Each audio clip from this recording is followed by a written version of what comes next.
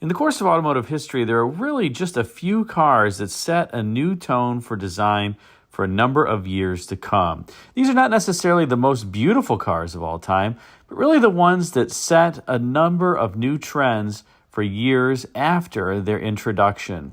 Now, what we're going to talk about here are the top 6 American cars that were trend-setting for their time in terms of overall design. I'm sure many of these cars you probably know, but perhaps you don't know how influential their designs were. So we're going to go in chronological order and discuss a number of cars that really just reshaped design history when they came out. And the first one we're going to talk about is the 1949 so-called Shoebox Ford. Now, when Ford introduced this vehicle for 1949, it was really first to the market of the post-war mainstream brands. And Ford beat Chevrolet and Plymouth to the market. And not only that, it also came out with a revolutionary design that was unlike what the other two of the low-price 3 were offering. Take a look, for example, at this 1950 Chevrolet. And you see it still has that drop fender look, very separate fenders up front from the hood. And then out back, you have distinct rear fenders as well. It's clearly not one continuous body form. Now take a look at the 1949 Ford, the so-called Shoebox Ford, and you'll notice that it really is one continuous body form. There's no rear fenders. There's not the drop fender look up front. It's just one complete harmonious body. And this was highly revolutionary for the time in U.S. automotive design. And let's not forget the fact that the car had a lot of aircraft inspiration associated with it too, including that kind of propeller-like front end that actually was designed by Joe Oros, who would later work on the Ford Mustang, as a Venturi. Ford engineers were concerned that that propeller-like chrome element up front was going to obstruct airflow into the radiator, but designers actually designed it such that it would speed airflow through the radiator, and thus there were no cooling issues. Now, after the 1949 Ford came out, that harmonious look to car bodies really became the new norm. But it would take a number of years for that look to permeate the other low-price 3 and the rest of the automotive industry in general. For instance, Chevrolet would not really give up on the four-fender look until the 1955 body style, and that was the inaugural year for the so-called Tri-5 Chevrolets that sold extremely well. So the 49 Ford was in many ways years ahead of its competition, but it also was kind of the car that modernized Ford. Up to this point, Henry Ford, the senior Henry Ford, was really in charge of Ford Motor Company. And to some degree, he was kind of running it into the ground, producing low-tech cars with transverse leaf springs still. But the 49 Ford not only was revolutionary from a styling perspective, but it was also the first Ford to have independent front suspension, coil suspension up front, longitudinal leaf springs out back. And that really endowed it with a much better ride than any Ford had before that. So the car was not only a seminal design influence from its kind of continuous one-form body shape, but also was really the car that revolutionized Ford from an overall engineering perspective and brought it into the modern automotive era. Let's move on to the next one chronologically, and that is the 1953 Studebaker Coupes. Now, the Studebaker Coupes used to say Studebakers in general, this from the company that produced the so-called bullet-nose Studebakers of 1950 and 1951. How in the world could they produce such a seminal design? Well, they did for 1953. And Studebaker's design was really being executed at this point by Raymond Loewy and Associates. They had outsourced their design to Loewy, and this is Loewy's arguably crowning achievement, he and his team's crowning achievement. Now, a number of designers, including very famous designers like Gordon Burig and Virgil Exner, actually worked for Loewy at different points in time. And Exner, as an example, had a hand in these 1953 Studebakers. But the car was a truly timeless design and also one that really changed automotive design going forward. Before this, cars were relatively tall and upright, And we had just discussed the 1949 Ford, for example, that really was a trend-setting design because it didn't have that four-fendered look. It had one seamless body, but it was a tall and upright car, hence the nickname, the Shoebox Ford. When the 1953 Studebakers came out, this was really the start of cars that exemplified the designer's creed of lower, longer, wider. The Studebaker Coupes actually rode atop a longer wheelbase than the four-door vehicles. And as mentioned, they were extremely low, especially for the time frame. Compare, as an example, 1953 Studebaker versus a 1953 Chevrolet, and you see what I'm talking about. The hood and the cowl and everything on the Studebaker is much lower than it was on the Chevrolet or any other vehicle that was being sold at the time. So it was longer, it was lower, wasn't necessarily a whole lot wider, I guess, but it got longer and lower, right, and it looked wider, and to some degree it was a little bit wider than other vehicles. But the 53 Studebaker also had a number of other really cool design cues, that very long and low hood, great dash-to-axle proportion up front. That low hood forced Studebaker engineers to come up with an interesting air cleaner setup because they couldn't otherwise close the hood on the V8 engine that was underneath, or in some cases the six-cylinder that was standard on the lesser models. So they had to redesign a number of things to make sure that this design was actually something that could be put into production. And you have not only the low hood, but those twin port grills up front that would be arguably employed by some other automakers in design, perhaps even Pontiac as an example. And then out back, you have this beautiful deck lid that just kind of slopes down into the bumper. The bumper was unfortunately multiple pieces, but the designers really wanted the tail lamps and the bumper integrated into one. Studebaker just couldn't do it for the cost at the time. Unfortunately, the one challenge with the 53 Studebakers is that while they're beautiful, they had a lot of teething problems when it came to the chassis, which was quite flexible. And so on the insides, you got, let's just say, a lot of excitement as you drove over railroad tracks or bumpy roads because the chassis was too flexible for the cars. But from a design standpoint, they had that low look, that longer look, and they also had some other seminal elements like that cove that you see on the body side that would become a feature of a number of cars later on, including Chevrolet Corvettes.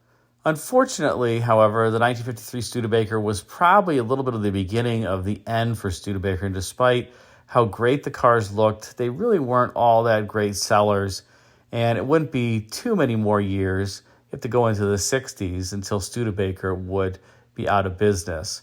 But the 53 Studebaker is really a classic and one vehicle that inspired so many different future designs of other cars. Let's now go on to the next one. Next, chronologically, we have the 1957 Plymouth, but I really could have picked any Chrysler vehicle from 1957. Now, General Motors, up to this point, was really known as the styling leader, although, as I mentioned, Studebaker and Ford are the top previous two vehicles on this list. But in 1957, Chrysler introduced a number of vehicles across the lineup. Doesn't matter which one you pick, the Plymouth, the DeSoto, the Dodge, the Chrysler, the Imperial, that had the so-called forward look, and it was a completely new direction in automotive styling. Cars before this one were still quite tall and relatively narrow with thicker roofs and heavier, let's say, C-pillars on them, and relatively muted fins. But in 1957, Chrysler kicked off, let's call it, the development of the fin, which had been employed on other cars like Cadillacs of the time frame, but Chrysler took it to a whole new level with distinctly huge fins on their vehicles, complementing other styling elements that I mentioned before. And these designs were so revolutionary for the time, executed by Virgil Exner and his team, that a number of auto companies, including General Motors, really thought that they had to step up their game when it came to the designs of the vehicles that they were producing. In fact, one could argue that the 1957 Chrysler designs were really the things that forced Harley Earl at General Motors into retirement, because when designers went down to Mountain Road and took a look at the Chryslers that were being produced for the 1957 model year, late in 1956, the designers at GM were already working on the 1959 models, and they knew that what they were working on was going to effectively be sale-proof when they saw what Chrysler was producing out in that lot waiting for shipment. And as a result, the 1959 GM vehicles were effectively a complete melt and repour of 1959 designs that had already really begun. The 1958 General Motors cars were in effect one-year vehicles because the designers just felt that what they were working on for 1959 wasn't going to work. And the 1959 GM cars, as a consequence, came to market quickly, were designed quickly, and shared a number of components so that they could actually be executed effectively. The 57 Chryslers, though, in addition to having those fins, like I said, just had this overall very lithe look to them. They appear light, probably in part because of the roof and the structure of the roof is just so beautifully executed and looks relatively dainty. I'm sure these cars wouldn't necessarily fare well in a rollover, but they look absolutely fantastic. And the front ends also are very authoritative. Doesn't matter, again, which one that you pick. But Virgil Exner and his team did an excellent job on these. And the interesting thing is, some in the Chrysler area suspect, or at least allege, that Virgil Exner himself was not a huge fan of these large fins. In fact, Don Kopka, who would later go on to become a styling leader at Ford, mentioned in an interview that Virgil Exner actually hated these tall fins, but was convinced by his team to really push them as one of the proposals for the 57 Chryslers, and the board of directors loved the proposal so much, despite alternates that Exner was trying to push, that he was kind of forced into it to some degree. Whether or not that's entirely true, I'm not sure.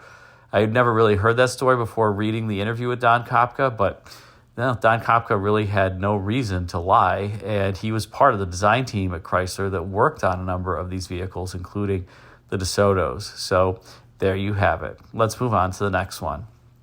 And for the next one, we have the 1961 Lincoln Continental.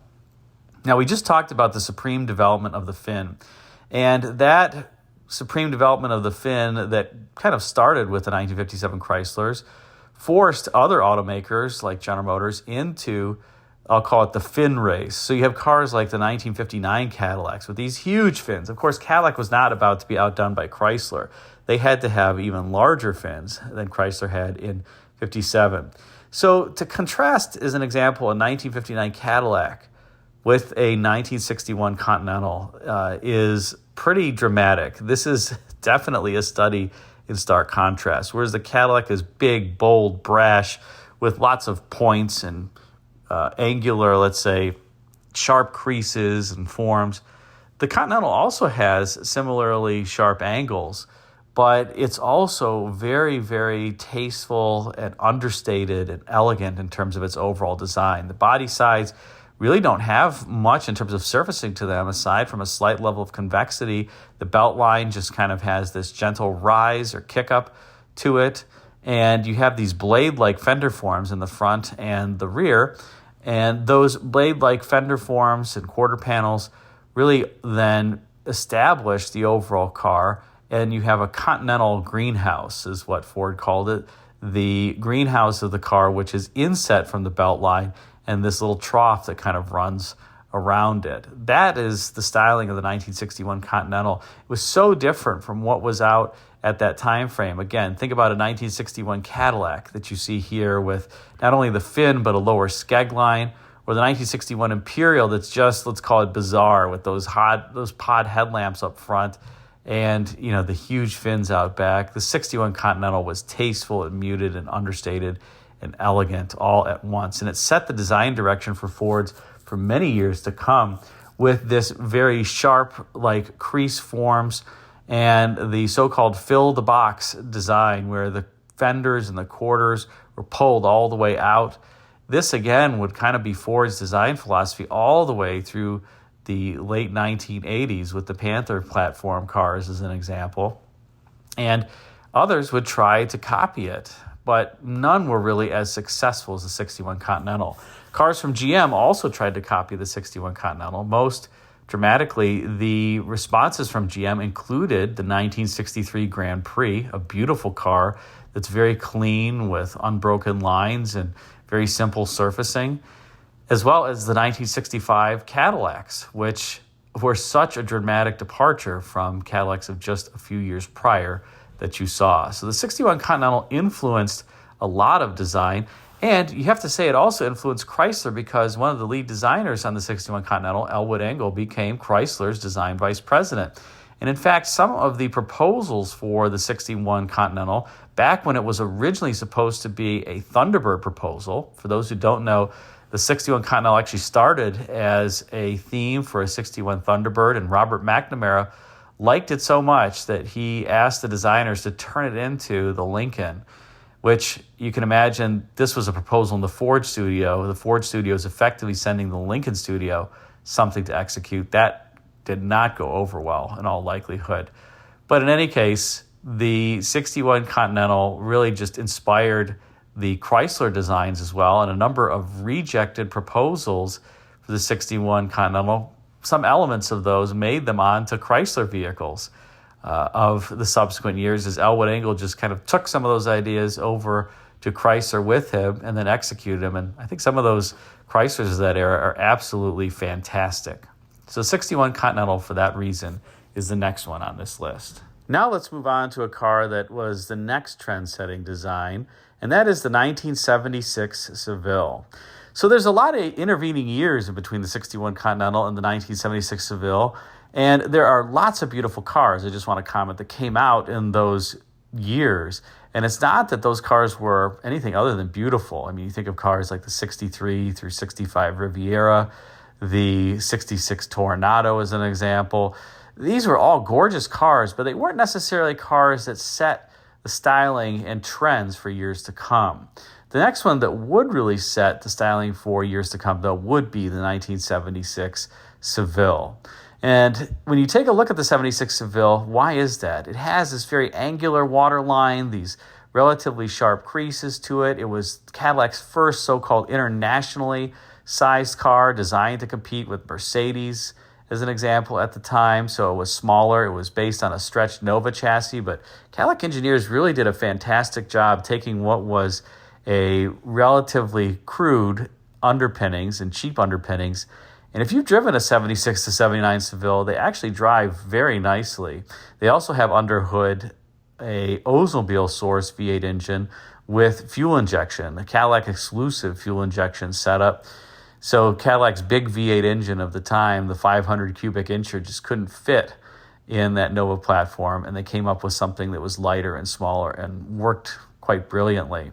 But the styling of the 76 Seville, in particular, the overall just kind of silhouette of the car with this very vertical C-pillar out back and that three-box design was something that inspired General Motors designers for many years to come, really because of the success that the Seville had. Remember, this was a car, it was not known how well it was going to sell. In fact, Cadillac was originally thinking of pricing the Seville at the bottom end of the lineup because it was a smaller car. Bigger was better during this time frame. If you went from, as an example, a Calais and a DeVille to a Fleetwood, you got a car that was longer with a longer wheelbase. Went from 130 inches to 133 inches. Here, you were pricing a more expensive car at the absolute upper end of the spectrum from Cadillac's perspective. And so that was novel and revolutionary for the time, and its success really inspired General Motors designers to copy the looks of that 76 to 1979 Seville on so many different vehicles. You can think of when the A-bodies, as an example, were redesigned in the early 1980s after the aerobacks kind of failed. They copied, in effect, the Seville and then became successful. The aerobacks were not successful before that. And so many of the downsized General Motors vehicles, beginning with the 1977 full-size cars that were downsized, copied the Seville, to the A cars, which were introduced in 1982, like this Chevrolet Celebrity as an example, to the J cars that were introduced also in 1982, to the N cars that were introduced in 1985, like this Buick Somerset, to the C cars that were introduced in 1985, like this Cadillac Seville, and Fleetwood, and many others really copied that Seville's silhouette and profile, that so-called three-box design. It wasn't until GM design would transition away from the Irv Ribicki era, which lasted from Bill Mitchell's retirement in 1977 to Chuck Jordan's ascension to the top of the General Motors design team in 1986, that there would be anything other than this kind of very vertical C-pillar look to all the cars. In fact, what's interesting is Fortune magazine put all of the A-bodies on its cover in 1983 and said, "Will success spoil General Motors?" You take a look at all those cars and the silhouettes look identical. The amazing thing is they all have pretty much unique sheet metal, from hoods to fenders to quarters to deck lids to door outers. They do share roof panels and glass and door inners, but the cars really don't look much different despite the fact that they don't share a heck of a lot of sheet metal. And that's because GM Design just loved this look that was spurred by the 76 to 79 Seville. Now, other car makers kind of copied that as well. One could argue that Ford took some inspiration not only from the 61 Continental, but also from the Seville when it came out with its Panther platform cars in the late 1970s. And Chrysler even kind of mimicked the Seville and its angular waterline styling on cars as late as the Dodge Dynasty. It really would take the Chrysler LH cars to change Chrysler's design philosophy and the Portofino concept. But cars like the Reliant, as an example from Chrysler, also had that Seville style. And again, the car was just so successful that it inspired many vehicles, not only in the General Motors stable, but also Ford as well as Chrysler. And now we move to the last vehicle on this list, and that is the 1986 Ford Taurus and Mercury Sable. When the Taurus and the Sable came out for the 1986 model year, it was just talking about so many cars that had that distinctive, I'll call it American-style three-box design inspired by the 76 to 79 Seville. And the Taurus and Sable were the antithesis of that. They really ushered in an international sense of styling to American automotive design. Before this time frame, American cars really looked American. But the Taurus and Sable took many design cues from Europe and European vehicles. And that was a new direction in general for American cars. And the Taurus and Sable were quite successful, although I have to point out, as an example, the Mercury Sable, which would have competed with the Olds 98, as an example, the Sable sold far less copies than the Olds 98. So initially, some of this look wasn't all that well received by the buying public, but it really did inspire American cars to go in a completely different direction from where they had been. Take, for example, a General Motors that would soon come out with vehicles with very organic forms and shapes, almost where the shape is the form of the car. These so-called no-line cars where there's no creases. As an example, cars like the Pontiac Sunfire Concept, the 1993 Firebird and Camaro would be another series of great examples. The 1995 Aurora, which actually was designed way back in the late 1980s. But the Taurus really ushered in a new era of automotive styling, probably even arguably ushered in cars like the Chrysler Portofino Concept from the late 1980s, and enabled American designers to think internationally. And from the Taurus forward, American automotive design has really been quite international in flavor, and it wasn't before that. There were certain elements of, let's say, European design in some American cars before that point. You could even argue that the 1977 downsized General Motors cars were inspired to some degree by European designs, but they still had a distinctive American flair to them. That wasn't the case anymore after the Taurus. And while some call the Taurus and Sable kind of jelly bean cars, I think that they also were quite inspirational. They did take inspiration from European cars. Clearly, the Audi 5000, as an example, is kind of a Taurus, let's say, in Audi clothes, and it obviously preceded the Taurus.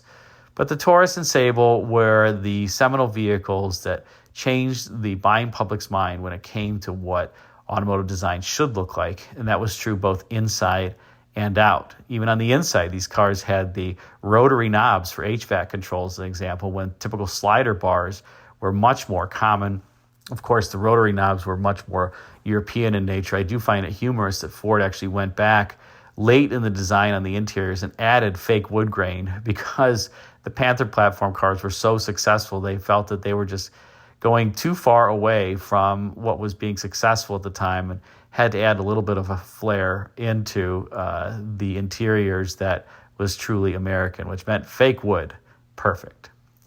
So what do you think of this list of the top 6 designs of all time from an American car perspective that inspired other cars? Did I miss something, or do you agree with it? Again, this is not the most beautiful designs, but ones that were the most inspirational. Thanks again for watching. Be sure to put a comment in the comment section.